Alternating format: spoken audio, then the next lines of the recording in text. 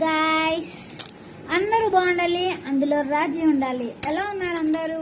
So friends, అందరి ఇళ్ళలో చాలా కామన్ గా ఉండే ప్రాబ్లం ఏంటంటే ర్యాట్ ప్రాబ్లం అండి బాబు.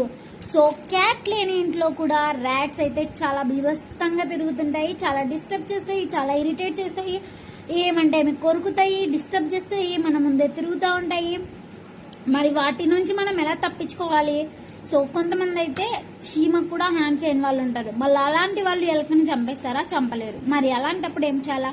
సరే, మనం ఇప్పుడు ఏం చేద్దాం? ర్యాట్ కి ఏమైనా పెడదాం, బోన్ పెడదాం. పడతాయా? పడవు. మనకంటే చాలా తెలివిగా ఉంటాయి. మరి అందుకని చెప్పేసి మనకి ఇక్కడ చూడండి, ర్యాట్ ప్యాడ్ అనమాట ఇది. సో ట్రబుల్ గమ్ అని ఉంటుంది అనమాట. సో ఈ ప్యాడ్ అయితే మనకి షాప్స్ లో కూడా అవైలబుల్ ఉంటుంది అనమాట.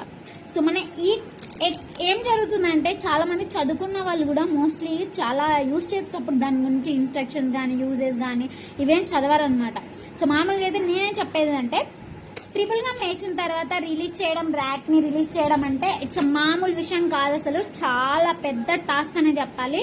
సో అది రిలీజ్ చేసేటప్పుడు చాలా ఈజీగా ఉండడానికి అని చెప్పేసి వెజిటబుల్ ఆయిల్ అయితే యూజ్ చేయాలి ఫ్రెండ్స్. మీరైతే వెజిటబుల్ ఆయిల్ యూజ్ చేశారంటే చాలా ఈజీగా ర్యాట్ అనేది రిలీజ్ అయిపోతుంది. దాని తర్వాత మనం దానికి ఎటువంటి హామీ చేసిన ఫీలింగ్ అనేది రాదు.